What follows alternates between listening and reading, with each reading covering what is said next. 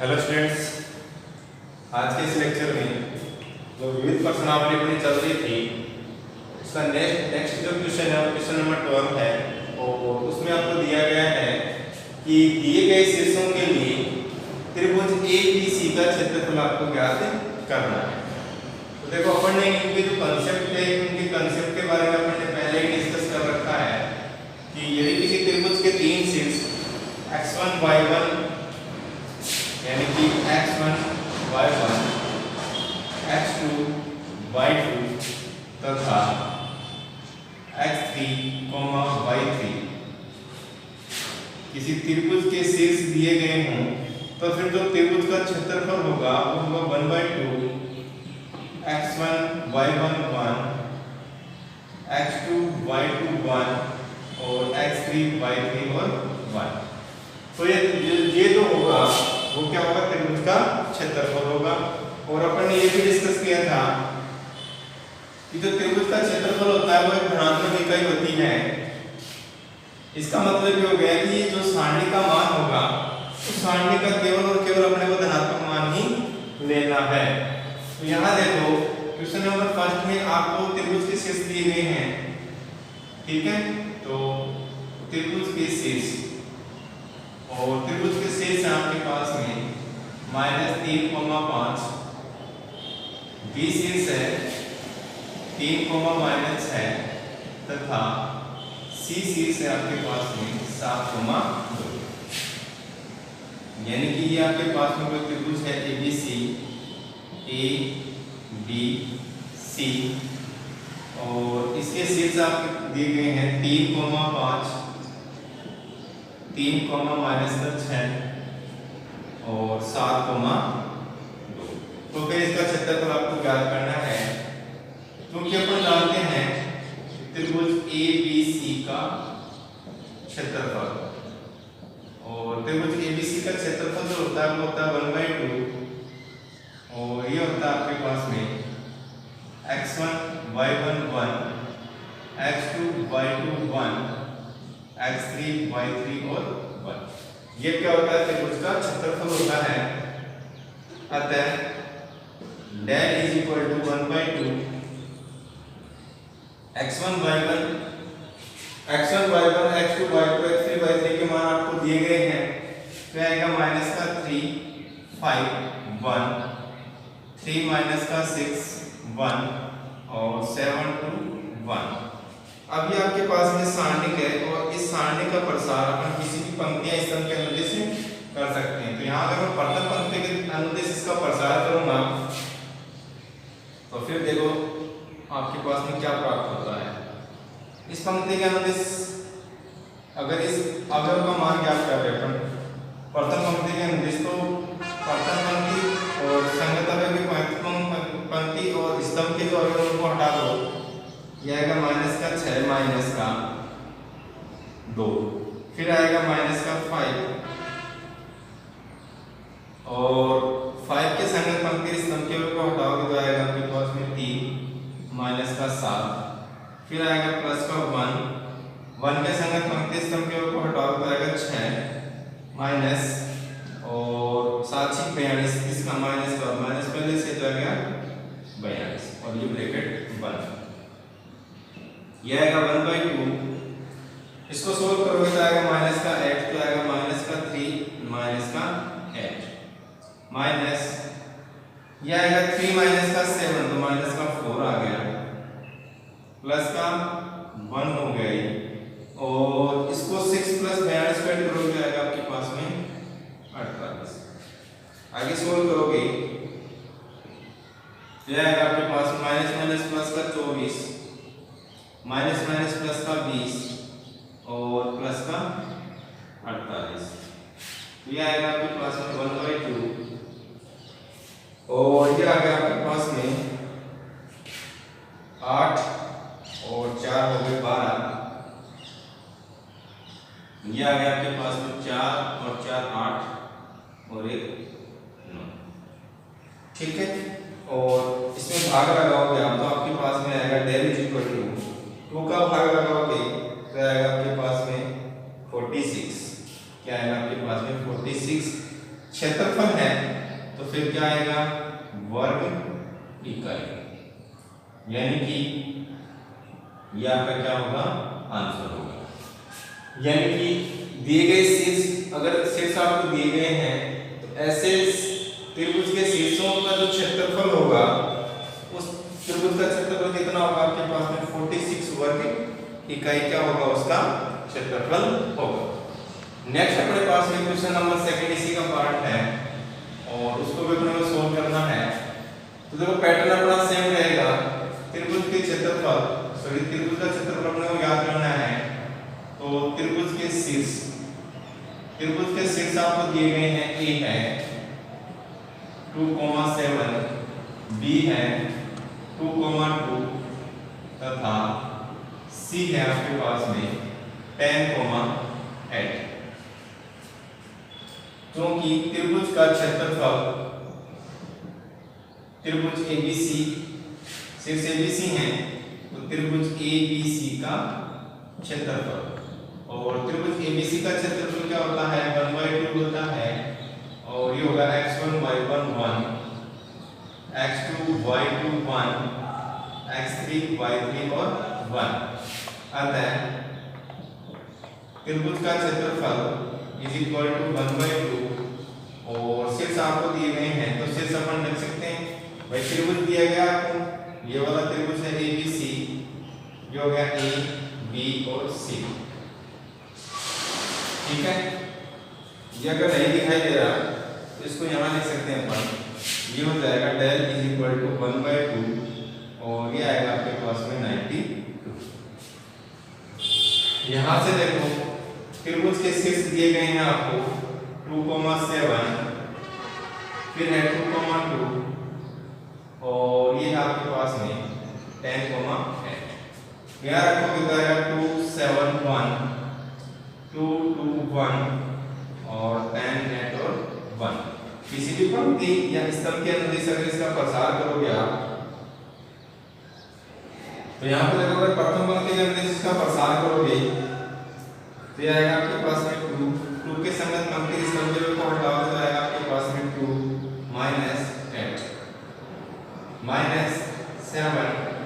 -7 के संगत पंक्ति स्तंभ को हटाओगे तो आएगा आपके पास में 2 -10, फिर आएगा प्लस का 1 के संगत पंक्ति स्तंभ को हटाओगे तो आएगा आपके पास में 16 -20। यहाँ से इसको सोल्व करोगे तो आएगा 1/2, यह आएगा 2 into में -6 -7 और यह आएगा आपके पास में -8, प्लस का 1 है और यह आएगा आपके पास में -4। यहाँ से इसको सोल्व करोगे आप आगे तो आएगा आपके पास में -12 प्लस का 56 और ये आएगा आपके पास में -4, ठीक है। यहाँ से इसको सोल्व करोगे तो आएगा आपके पास में 1/2 -12 और -4 हो गया आपके पास में -16, तो 56 में से 16 घटाओगे आप तो यह आएगा आपके पास में 40, इसका प्लस का, यह आएगा आपके पास में 40, यानी डेल का मान यानी त्रिभुज का क्षेत्रफल। तो यहाँ देखो डेल इज इक्वल टू क्या आएगा आपके पास में 20 वर्ग इकाई, और ये क्या होगा आपका आंसर होगा।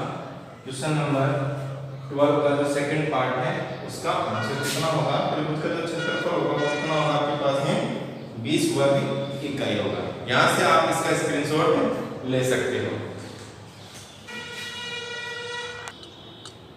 नेक्स्ट क्वेश्चन अपना क्वेश्चन नंबर 13 और 14।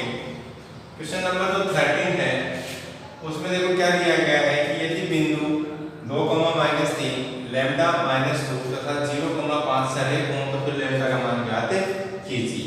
तो ये अपन ने पहले ही डिस्कस कर रखा है इन चीजों को कि यदि 3 बिंदु सरेख हो तो इसका मतलब त्रिभुज का जो क्षेत्रफल होगा वो क्या होगा, 0 होगा। यानी कि ये आपके पास में बिंदु हैं ए बी और ये कोई बिंदु है सी, ठीक है। और ये क्या है, सरेख है ए बी और सी। और ये आपके पास में 2 -3 लैम्डा -2 और 0,5। ठीक है। अगर ये बिंदु सरेख नहीं होता, सरेख का मतलब कि एक ही रेखा पर नहीं होता, अगर ये बिंदु कहीं और होता तो इसका मतलब यहाँ से तो त्रिभुज का निर्माण हो जाता, और ये बिंदु अगर सरेख है इसका मतलब इसी रेखा पर है, इसका मतलब कि जो त्रिभुज बनेगा ही नहीं, इसका मतलब जो त्रिभुज का क्षेत्रफल होगा वो क्या होगा, 0 के इक्वल होगा। तो जो बिंदु है आपके पास में ABC, दिए गए बिंदु A, B, C सरेख है, अतः त्रिभुज का क्षेत्रफल 0 होगा। और त्रिभुज का जो क्षेत्रफल होता है वो होता है tan = 1/2, और ये होता है आपके पास में x1 y1 1, x2 y2 1 और x3 y3 और 1। और ये जो त्रिभुज का क्षेत्रफल होता है वो किसके इक्वल होगा, 0 के इक्वल होगा। इसका मतलब ये हो गया कि x1 y1 1, x2 y2 1 और x3 y3 1 = 0। अतः यहां से आप मान रखोगे तो यह मान रखोगे आएगा 2 - 3 2 - 3 1 लैम्डा -2 1 और 0 5 1। किसी भी पंक्ति या स्तंभ के अनुदेश अगर इसका प्रसार करोगे आप, तो अगर प्रथम पंक्ति के अनुदेश इसका प्रसार करोगे तो आएगा 2 के संगत पंक्ति स्तंभ को हटाओ तो आएगा -2 -5, फिर आएगा माइनस, और माइनस पहले से तो आएगा +3, इसके संगत पंक्ति स्तंभ को हटाओगे तो आएगा लैम्डा -0 +1, और इसके संगत पंक्ति स्तंभ को हटाओगे तो आएगा आपके पास में 5 लैम्डा -0। ठीक है। यहां से इसको सोल्व करोगे आप तो आएगा आपके पास में 2 इंटू में -7 तो आएगा -7 और प्लस का 3 लैम्डा, ये आ गया प्लस का 3 लैम्डा, और फिर आएगा आपके पास में प्लस का 5 लैम्डा, प्लस का 5 लैम्डा। यहाँ से इसको सोल्व करोगे तो आएगा -14 और ये आएगा आपके पास में प्लस का 8 लैम्डा। ठीक है। और यहाँ से और ये किसके इक्वल चल रहा है, 0 के इक्वल चल रहा है, ये क्या है 0 के इक्वल चल रहा है। और यहाँ से आप किसकी वैल्यू फाइंड आउट कर सकते हो, लैम्डा की वैल्यू फाइंड आउट कर सकते हो। यहाँ से देखो, यहाँ से इसको सोल्व करोगे तो आएगा 8 लैम्डा = 14 और लैम्डा = क्या आएगा 14/8।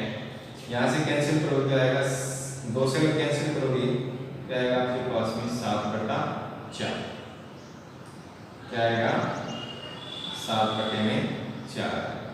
तो लैम्डा की वैल्यू क्या आ गई आपके पास में 7/4 आ गई।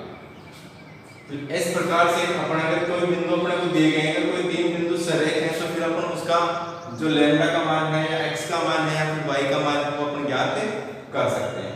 इसी प्रकार से आपको सोल्व करना है। नेक्स्ट अपना क्वेश्चन है क्वेश्चन नंबर 14, और उसमें दिया गया है कि आलू a का मान ज्ञात कीजिए जबकि आपको आलू दिए गए हैं।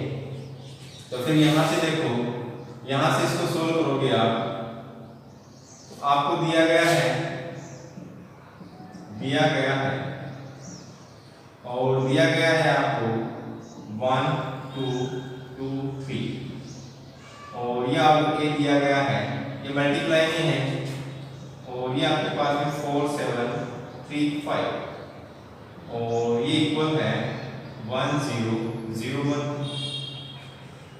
मैं यहाँ पे मैंने अगर मैं मान लूंगा कि माना b आलू, इसको मैंने b आलू मान लिया, 1 2 2 3 और सी आलू मैंने मान लिया, इस आलू क्या आ गया आपके पास में 4 7 3 5। इसलिए अगर ये बी है तो ये आ गया बी, ये हो गया ए और ये हो गया आपके पास में सी। और ये किसके इक्वल है? आई के इक्वल है, यानी तत्सम आलू के इक्वल है। और इसको समीकरण नंबर डाल दिया मैंने फर्स्ट। समीकरण नंबर 1 को अगर मैं बी इनवर्स से मल्टीप्लाई करूंगा तो दोनों तरफ बी इनवर्स से गुणा करने पर, बी इनवर्स से गुणा करोगे तो आएगा आपके पास में B inverse B A C is equal to B inverse I. B inverse को बी से मल्टीप्लाई करोगे, बी इनवर्स को बी से मल्टीप्लाई करोगे तो देगा आपको आई, ठीक है। और आई को किसी भी आलू से मल्टीप्लाई करोगे, आई को आइडेंटिटी जो आलू है उसको किसी भी आलू से मल्टीप्लाई करोगे तो क्या देगा आपको? वही आलू देगा। तो फिर यहाँ क्या आएगा आपके पास में? आइडेंटिटी ए इंटू में सी आलू और ये होगा आपके पास में बी इनवर्स। चाहे आप बी इनवर्स जो होगा उसको भी अगर आई से मल्टीप्लाई करोगे तो भी वो आपको क्या देगा? बी इनवर्स ही देगा। तो ये आ गया आपके पास में A C is equal to B inverse. इसको पुनः अगर मैं दोनों तरफ सी इनवर्स से मल्टीप्लाई करूंगा तो यहाँ से इसको हटा देते हैं और इसको अगर दोनों तरफ सी इनवर्स से मल्टीप्लाई करोगे आप तो फिर देखो आपको क्या प्राप्त होता है। इसको अपन आगे सोल्व करते हैं। तो दोनों तरफ सी इनवर्स से गुणा करने पर सी इनवर्स से मल्टीप्लाई करोगे तो आएगा आपके पास में ए और सी इंटू में C inverse is equal to B inverse C inverse. C inverse को सी से मल्टीप्लाई करोगे या फिर बी को बी इनवर्स से मल्टीप्लाई करोगे तो आपको आइडेंटिटी देता है। तो ये आएगा आपके पास में A I is equal to B inverse C inverse. और ए को अगर आइडेंटिटी से मल्टीप्लाई करोगे तो वो क्या देगा आपको? ए आलू देगा। तो ए इज इक्वल टू क्या आएगा आपके पास में? बी इनवर्स और सी इनवर्स प्राप्त होगा। यहाँ से अपने पास में ये एक इक्वेशन रूप में एक फॉर्मेट आ गया। यहाँ पे देखो आपने आलू बी और सी माना है, तो अगर बी इनवर्स और सी इनवर्स ज्ञात करना है तो आलू बी के संगत जो सारणी का मान होगा वो नॉट इक्वल टू 0 होगा, तो बी इनवर्स का अस्तित्व होगा। और जो आलू सी आपको दिया गया है, आलू सी की सारणी का मान अगर नॉट इक्वल टू 0 होगा तो फिर सी इनवर्स का क्या होगा? अस्तित्व होगा। तो फिर यहाँ देखो आलू बी की सारणी का मान क्या आएगा? 1 2 और 2 3। यहाँ से इसको सोल्व करोगे क्या आएगा आपके पास में? 3 माइनस का 4 और इसको सोल्व करोगे क्या आएगा आपके पास में? माइनस का 1। यानी कि determinant of b is equal to -1 जो कि क्या है? Not equal to 0। इसका मतलब b इनवर्स का अस्तित्व है। अब b इनवर्स का अस्तित्व है तो फिर अपन यहाँ से देखो 2/2 क्रम का क्या अपने पास में आलू है तो अपन डायरेक्ट क्या ज्ञात कर सकते हैं? एडजॉइंट b ज्ञात कर सकते हैं। एडजॉइंट b क्या होगा आपके पास में? एडजॉइंट b होगा मुख्य विकर्ण के अवयव का तो स्थान परिवर्तन, तो ये तो हो गया स्थान परिवर्तन, और जो पिछले विकर्ण है उनका चिन्ह परिवर्तन। क्या आएगा? माइनस का 2 और माइनस का 2। और b इनवर्स याद करोगे तो b इनवर्स क्या होगा? एडजॉइंट b अपॉन में डिटरमिनेंट b होगा। एडजॉइंट b आपके पास में है 3 -2 और 1। इसमें भाग लगाना है आपको -1 का। तो इसको अगर सोल्व करोगे आप क्या आएगा? माइनस से अगर मल्टीप्लाई करोगे तो आएगा आपके पास में 3 माइनस का, ये आएगा प्लस का 2 और ये आएगा प्लस का 2 और ये आएगा माइनस का 1। तो ये आ गया आपके पास में बी इनवर्स। सी इनवर्स भी अगर ज्ञात करना है तो आलू जो सी है उसकी सारणी का मान, तो आलू सी, और आलू सी आपके पास में है 4 7 3 5। इसकी सारणी का मान ज्ञात करोगे तो आएगा आपके पास में 20 माइनस का 7 ये 21 और ये आएगा आपके पास में माइनस का 1 और इसकी सारणी का मान भी क्या है नॉट इक्वल टू 0 है। इसका मतलब सी इनवर्स का क्या है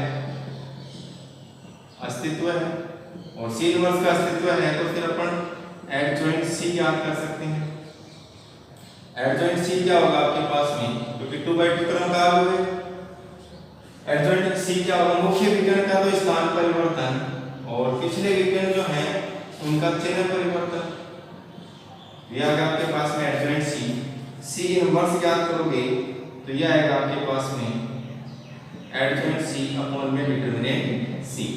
एडजॉइंट सी आपके पास में है 5 माइनस का 7 माइनस का 3 और 4 और इसमें भाग लगाना है डिटरमिनेंट सी का तो ये क्या आएगा आपके पास में ये आएगा माइनस का 5 प्लस का 7 प्लस का 3 और माइनस का 4 ये आ गया आपके पास में सी इनवर्स। अब बी इनवर्स और सी इनवर्स जो आया है उसको समीकरण नंबर 1 में अपने को रखना है तो यहाँ से इसको हटाते हैं अपन और इसको सोल्व करने की कोशिश करते हैं और वहां से जो आपको प्राप्त होगा वो क्या होगा आयु ए का मान प्राप्त होगा। तो यहां से देखो समीकरण 2 में बी इनवर्स तथा सी इनवर्स का मान रखने बी इनवर्स और सी इनवर्स का मान जब आप रखोगे तो आपको देखो क्या प्राप्त होगा आप रखोगे A is equal to B inverse क्या आपके पास में -3 2 ये आएगा -3 2 माइनस का 1 2 माइनस का 1। सी इनवर्स क्या है ये आपके पास में -5 7 3 और माइनस का 4 मल्टीप्लाई करोगे आप तो ये आएगा आपके पास में 15 प्लस 6 क्या आ गया माइनस माइनस हो गया प्लस का 15 और 3 दूनी 6 उसके बाद में माइनस का 7 ये 21 और ये आ गया आपके पास में माइनस का 8 उसके बाद में आएगा माइनस का 10 और माइनस का 3 और ये आएगा आपके पास में 14 7 दूनी 14 और ये आ गया प्लस का 4 सोल्व करोगे इसे तो ये आएगा आपके पास में 15 और 6 कितने हो गए आपके पास में 21 और ये होगा माइनस का 29 ये आएगा माइनस का 13 और ये आ गया आपके पास में 18 ये क्या प्राप्त होगा आपको आयु ए प्राप्त होगा। ठीक है 21 -29 -13 और 18 जो है वो क्या होगा आपके पास में आयु ए होगा। इस प्रकार से आप आयु ए प्राप्त कर सकते हो। ठीक है तो आज के इस लेक्चर में अपन ने क्वेश्चन नंबर 14 तक कंप्लीट कर लिया है। नेक्स्ट लेक्चर में जो नेक्स्ट क्वेश्चन है उनको अपन डिस्कस करेंगे। तब तक के लिए आप इन वीडियो को देखते रहिए, हंसते रहिए, मुस्कुराते रहिए। Thank you, have a nice day.